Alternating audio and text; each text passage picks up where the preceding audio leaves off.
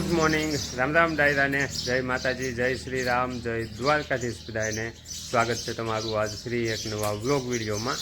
અત્યારે ટાઈમ થયો છે સવારના 8:15 અને હું ને ભાઉભાઈ એકદમ ફર્સ્ટ ક્લાસ તૈયાર થઈ અને બી આવ્યા હવે ઘાણે. અને ઘાણે આવીને જો બધી દુકાનોના શટરને એવું બધું ખોલી અને અહીંયા અને પીર દાદાએ બે જગ્યાએ દીવાબત્તીનું એવું બધું કામકાજ કરી વેલું છે અને દુકાનોની સાફ સફાઈ કરી. અને એગ્રોમાં આપણે અમુક શું કહેવાય યુમિક અને સલ્ફર જે આવે ને માંડવીમાં પાવાનું એનો સ્ટોક થઈ ગયો હતો પૂરો. તો એ સ્ટોક કાલે રાજકોટથી આવ્યો હતો ને તો એ બધું વ્યવસ્થિત ગોઠવવાનું હતું. એટલે જો કાગળની સિઝન અત્યારે પૂરી થઈ ગઈ હતી ને તો કાગળ બધા પાછળ મૂકી દીધા અને જે નવો દવાનો એનો સ્ટોક આવ્યો હતો ને એ અમુક ઘોડામાં ગોઠવવાનો હતો, એ ઘોડામાં ગોઠવી દીધો. અને સલ્ફરને યુમિકના નીના ખોખા હતા ને એ જો વચ્ચે એ રીતના મૂકી દીધા છે.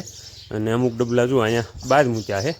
તો એ બધું કામકાજ પતાવી અને હવે મેન ભાઉભાઈ જો પાછું હવે સોશિયલ વર્ક અત્યારમાં ઉપાડ્યું છે. એટલે સોશિયલ વર્કમાં એવું હેડાય તો કે કાલે હું ને નીચે શીખતા ગયા ને તો ત્યાંથી સકલીના માળા જે લઈ આવ્યા હતા ને એ હવે ફિટ કરવાનું ચાલુ કર્યું છે. કેમ કે એ જે માળા આવે ને એ હાવ પહેલાં આપણે આવે ને એ આ રીતના ખુલ્લા આવે, ટૂંકમાં આ રીતનું પેકિંગ કર્યા વગરનું હાવ આમ શું કહેવાય પૂંઠું આમ પેક કરેલું આવે. એટલે એને છે ને આ રીતના ગોઠવી અને આ રીતના ફિટ કરવા પડે ટૂંકમાં. એટલે એને છે ને ડાયરો જો આમાં નંબર જ મારેલા હોય એ પ્રમાણે તમારે પૂંઠું વાળતું જવાનું હોય. તો જો આ રીતનું પહેલાં કરી નાખવાનું, પછી જે પહેલા નંબરનું પૂંઠું હોય ને જે એટલું એને આમ વાળવાનું ચાલતો એને છે ને જો આ રીતનું વાળવાનું હોય. આ પહેલો નંબર છે ને ત્યાં જો પહેલો નંબર લખેલો, આ પહેલો નંબર, પછી આ બીજો નંબર એને આમ વાળવાનું, પછી આ છે એ ત્રીજો નંબર અને આ છે એ ચોથો નંબર. તો આ રીતનું એને વાળવાનું અને ઉપરનો ભાગ એ ખુલ્લો જ હોય છે તો એને આ રીતનું વાળે અને આ છે એ આ રીતનું આપણું ખોખું પેક થાય ને એ રીતનું પેક થઈ જાય. પણ આપણે એને ડાયરો એડવાન્સ ટેકનોલોજી વાપરવાની છે. માથે આ સેલો ટેમ્પ રહીને એના 2 આંટા મારી દેવા છે. એટલે શું છે કે ભવિષ્યમાં ક્યારેક ભેજ કે એવું લાગે ને પવન વાળો વરસાદ હોય ક્યારેક, જોકે આપણે ફીટ તો આજે પતરા મારેલા રહ્યા ને એના પાછળ કરવાના છે. એટલે નેવાથી 62 કે એવું ગમે એવું આવે ને પવન હોય તોય તે માવાને કાંઈ ન થાય એ રીતનું પાતો તોય ટેમ્પ મારેલી હોય ને તો ભવિષ્યમાં માવા વિખાય ન જાય અને હળદઈને કાંઈ થાય નહીં. અને અત્યારમાં જો સકલા કેટલા મથે છે માવા હાટું. ઓલા 3 માવા જે આપણે ટીંગાડ્યા હતા ને એ તો ફૂલ થઈ જાય છે. એ સિવાય બીજા જો આ રીતના આ બધે માળા કરે છે ને પાઇપમાં બધે, તો એમાં શું થાય છે કે એ માળા છે ને ડાયરો એ ક્યારે હેઠા પડે ને એનું કાંઈ નક્કી નથી રહેતું. અને ઓલા માળા હાટું સકલા બાજ કરે છે. તો કીધું નવા માળા ટીંગાડી દેવી ને એટલે વાંધો ન આવે. તો અત્યારે છે ને ડાયરો આપણી પાસે લગભગ 14-15 જેવા માળા છે. બાકી આના હતા 21 માળા, પણ એમાંથી થોડાક માળા નીચેને અનાળા આપ્યા હતા. એના ઘરે એને ફરજામ ટીંગાડવા હતા ને ટોળા બાંધવાનું છે એમાં, તો થોડાક માળા એને આપ્યા હતા.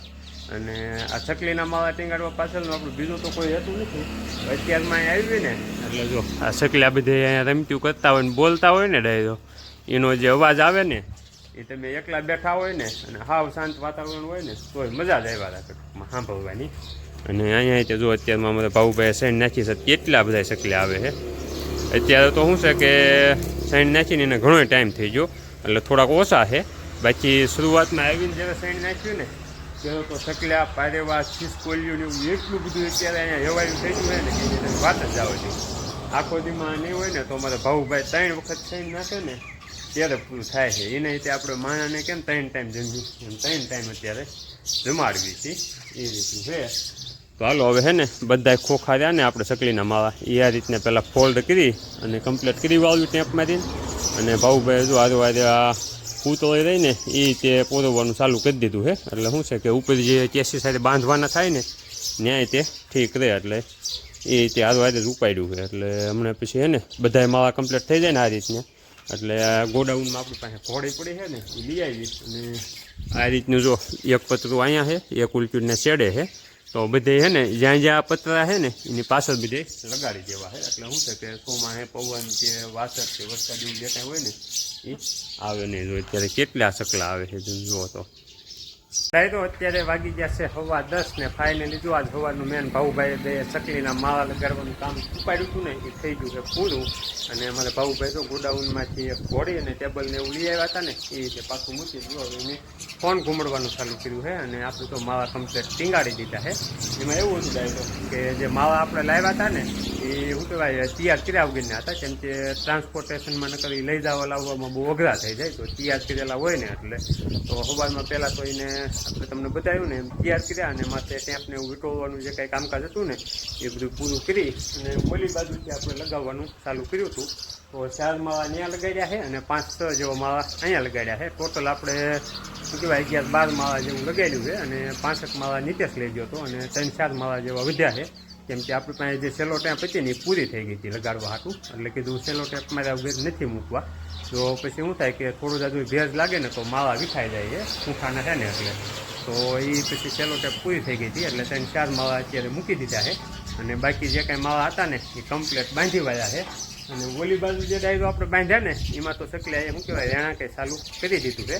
તો હાલો તમને બતાવવું આપણે કઈ જગ્યાએ માળા બાંધ્યા છે એમ. તો આપણે હે ને ડાયરો જો અહીંયા ઉપર જે પતરાનો નેવા રહ્યા ને ત્યાં આગળના ભાગમાં આપણે આપણી દુકાનોના અને ઘાણાના જે બોર્ડ મારેલા છે ને એની પાછળના ભાગમાં માળા બાંધ્યા છે. એટલે શું થાય કે ગમે ત્યારે વરસાદ હોય અને ભેગો પવન હોય ને તો આપણે પતરાના નેવાનું જે પાણી એકઠું પડતું હોય ને એની વાસત આપણે શું કહેવાય માળા આવે ન આવે. પતરા આડે આવી જાય ને એટલે શું કહેવાય માળામાં ભેજ લાગવાનો પાણીમાં પલળવાનો પ્રશ્ન ન થાય અને ભેગો પવન ગમે એવો હોય ને તોય માળાને કાંઈ નુકસાન ન થાય. અને બીજી વસ્તુ એ છે કે એટલે આધાર બાંધ્યા છે ને કે ત્યાં શું કહેવાય કોઈ એવું શિકારી પ્રાણી હોય મીંદડા કે એવું કાંઈ તો એ રીતે સકલાને નુકસાન ન કરી શકે એ રીતના બાંધ્યા છે. અને જો આ બાજુ ત્યાં આ એક માળામાં તો સકલાએ રહેણાંક ચાલુ કરી દીધું છે. ધીમે ધીમે તો બીજા બધા માળાએ આવવા માંડ્યા છે અને 2 માળા આપણે આપણી પાસે ખોખા પડ્યા હતા ને તો એના રીતે એક્સ્ટ્રા બનાવી અને ટીંગાડ્યા છે. અને ઓલી બાજુ તે 4 માળા ત્યાં ટીંગાડ્યા છે તો એ તમને બતાવું. અને જો 2 માળા આપણે અહીંયા છે. આ માળા છે ને 2 એ દેશી જુગાડવાળા છે. એ માળા છે ને આપણે જે બળદને મોઢે ઓલું ખડ ને એવું ન ખાય ને ચાલુ એટલે આંકતા હોય ત્યારે આપણે પાકને નુકસાન ન કરે ને એના જે ચીકલા આવે ને એમાં આપણે બહાર શું કહેવાય ટીંગાડેલા હતા. તો એમાં માળા કર્યા હતા ને એ આપણે અઢે ટીંગાડી દીધા હતા. તો એ 2 માળા એ રીતના છે. અને આ બાજુ જો 4 માળા ટીંગાડ્યા હતા ને તો એમાં સકલિયાએ રહેણાંક ચાલુ કરી દીધા છે. 4 માળામાં માળા કરવાનું ચાલુ થઈ ગયું છે. અને 1 માળો પણ છે પણ એ માળો રહ્યો ને એમાં બચ્ચા હતા એટલે એ માળો આપણે એમનામ દેવા દીધું છે. જોકે એ રીતના માળા જેટલા પણ હતા ને એને આપણે એ લોકોએ બનાવેલા એમાં કાંઈ નથી કર્યું. આ તો શું કહેવાય નવા એક્સ્ટ્રા ટીંગાડી દીધા છે એટલે એવડાઈને બાજુ ન પડે માળા હાટું.